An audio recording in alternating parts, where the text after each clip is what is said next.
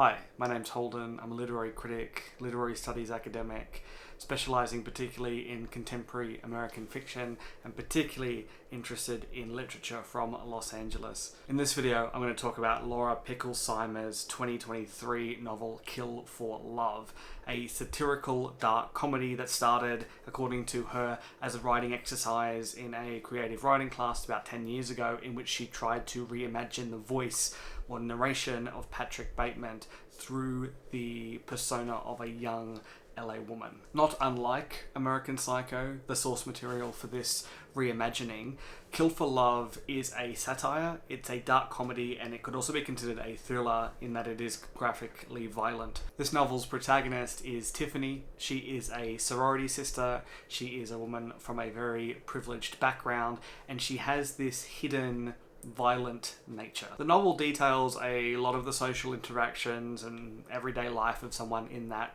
position, but most notably it does contain a killing spree and the frat party in which a murder occurs that kind of kicks it off. There's a little bit of a interesting juxtaposition in the form of trying to maintain this quite polished influencer, it girl lifestyle while also being on the hunt for attractive young men to kill. All while still living a ordinary life. There's friendships, there's academia, there's copycat killers, there's police involvement, there's actual romance, although it's debatable whether our protagonist is actually capable of that sort of thing. And like American Psycho, this novel is very critical of consumer culture, of late-stage American capitalism, and just the lives of the privileged elite in general. But there are some contemporary twists to it. There are some kind of more gendered variations in the commentary, talking about, social media, talking about diet culture. But what I primarily want to explore in this review is whether this is an appropriate or achievable retelling of American Psycho, or whether that kind of commentary really only works with a male protagonist because of its relationship to misogyny, and whether it really only works in its context because of its relationship to Wall Street and just, the booming late neoliberal period there. We'll get to that, of course, but let's start off with talking about a few things that I liked about this novel. Whether or not we ultimately agree that this novel meets the same standard of impact or creativity, right, as American Psycho, it is still in that same way a very glaring, very cutting social satire. Although, that being said, I'd actually compare it more to C.J. Leede's satirical horror novel Maeve Fly than I would to American Psycho itself. Mainly because it is, very similar in that it's obviously meant to be an homage to that text. It does adopt this kind of deranged, insufferable female protagonist and takes it into a Los Angeles setting and explores some of the community social consequences of that kind of thing as well. So I think if you really liked that novel's a bit more well-known, a bit more viral even, I think you'd probably enjoy this. Although ultimately I do think that novel, Maeve Fly, is better done. If I was to make another kind of genre comparison here, it does very much so feel like a very raunchy American Pie-esque young adult campus novel. As a genre I really only see more in film like American Pie style stuff. It has this late 90s, early 2000s Girls Gone Wild kind of aura to it as well.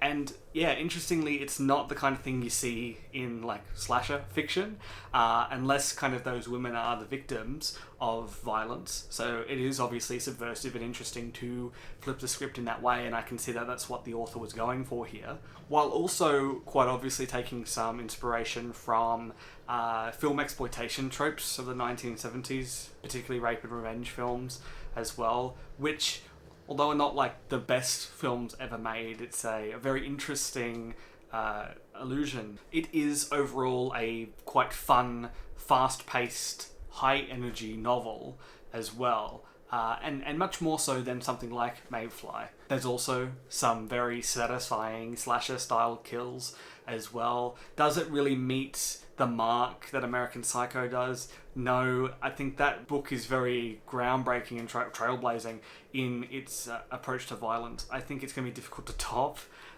even if the issue is that nothing can really compare because nothing was really first on the scene like that novel was. But yeah, it's very violent, very gory, certainly pushes the limit of good taste. I don't know if it would have been better to push the envelope even further and really double down on the satire element and make it like slapstick, or whether the fact that it kind of falls short of going way too over the top just makes it look like it's scattered nonsense violence. I think you just have to come to your own conclusion on that kind of thing. As far as what maybe doesn't work so well in this novel, I'm pretty comfortable saying that it lacks a lot of the nuance that American Psycho has. Right, that makes American Psycho such an interesting text. With American Psycho, Bret Easton Ellis is so connected to that world. He wrote it while he was in those social circles, right? Hanging out with those kind of Wall Street guys, being a part of that world. If you've ever read his kind of non-fiction memoir-esque type work, White, he opens up that in many ways the character that he portrays in that novel is him and the worst parts of himself, even if it took a long time for him to admit that. With this, I really don't see, and to be fair, I don't know anything about this author, but I really don't see any of her in the protagonist. I really don't see any kind of inward reflection and self-awareness. It seems very much like a seething critique of a certain kind of woman with a certain kind of lifestyle. There seems to be some kind of underlying, internalized misogyny here. This was very much an offensive caricature of a woman of this certain social status and class position. And not that I'm defending the elite class or rich people by any means and think that we need to be nicer to them, but there's some shaky ground that I think this novel stands on. I think this comes primarily from Tiffany just having literally no redeeming qualities, no reason for the audience to really root for her or care for her or be interested in what she's doing. Even from kind of this masochistic standpoint in which we're masochistically interested in what Patrick Bateman will do next, Tiffany is so obnoxious and over the top and hyperbolic in her presentation of herself and her femininity that it's like annoying at best and offensive at worst. I think the satire relies a lot on shaming that kind of basic white girl femininity. You're going to get my macho, my Pilates, and I don't know, lots of kind of jokes about eating disorders, lots of jokes about like followers and likes on Instagram and shit like that. And I think that presentation really dates this novel. It feels like it was written in 2003, not 2023. And maybe that's when the author was coming of age. Maybe that's when she was 18, 19, 20. And that's just an experience that she can speak to more clearly. But when you're writing a contemporary novel, when you're writing about issues today, I think you need a bit more self-awareness of what is the discourse, right? How are we navigating that conversation? What does it look like now? What is appropriate to say? What is inappropriate to say? Not that I think there's anything inherently off the table, but the more risky you're going to be with your commentary, the, I guess, smarter you have to be with the way you portray it. So I think to even call the novel feminist, which I know it is trying to do, right? There's something about the way this novel is marketed. It could have nothing to do with the author or editor and everything to do with the publishing house and the promoter and the agent and whatever. But this angle of like, this is a feminist kind of retelling of maybe not American Psycho, but of like slasher fiction. I think that's debatable. I think that's up for what definition of feminism are we talking about, and is that realistically a contemporary definition, or is that like a very like early third wave definition of feminism? But I think because the novel relies so much on these tropes, it is so impossible to make us care about or root for this protagonist in any way. So I think we actually end up with a very cheap kill. Tiffany kills a man who is like some kind of creep or sex pest, right? Is giving her roommate trouble, serious trouble. And it really softens the story, really softens that character, to give her a like deserving victim, in order to, I guess, make her seem more likable, or we relate to her more, or good for her because she killed that creep, that sex pest. And I'm not saying he didn't deserve it. He definitely did. It was very satisfying to see that go down. But Patrick Bateman wouldn't do that. That's not psychotic, right?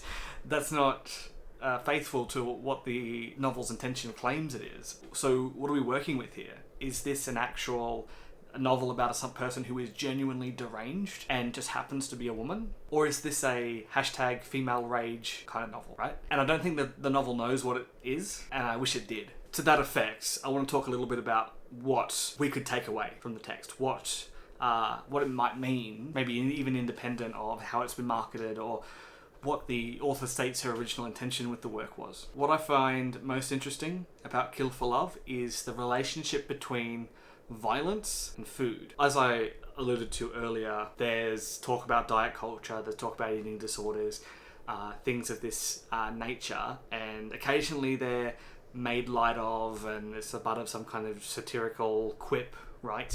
But I think very, very importantly, there's always a connection between Tiffany's violent desires, Tiffany's violent actions, and her relationship with food. And I wish that was explored more, because a lot of Tiffany's life is obsessing about beauty standards, obsessing about body image, things like that. I think it might be interesting to consider that obsession, that culture, is almost like the catalyst of her descent into madness. And I think this is a plausible angle because often after a kill or a killing spree, Tiffany binges on food, on junk food, on bad food. And I don't think that's accidental. Or at the very least, I think it's a pattern that we should pay attention to. Violence is a form of physical, emotional satiation in a world, in a culture in which she can't feel nourished or satisfied by food because she denies it to herself. I think that's really, really interesting. This angle might be overlooked, but I think it might be the most important thing to consider. And so if you do decide to pick this novel up for yourself, I'd keep an eye out for that. And overall, it was a good read. It's not flawless, obviously. I think I've established that, but if it sounds like it's kind of your thing, or particularly if you are a fan of retellings of American Psycho or books inspired like Maeve Fly by C.J. Leede, I think it should be on your radar. Anyway, that's all from me for today. I look forward to talking to you again soon.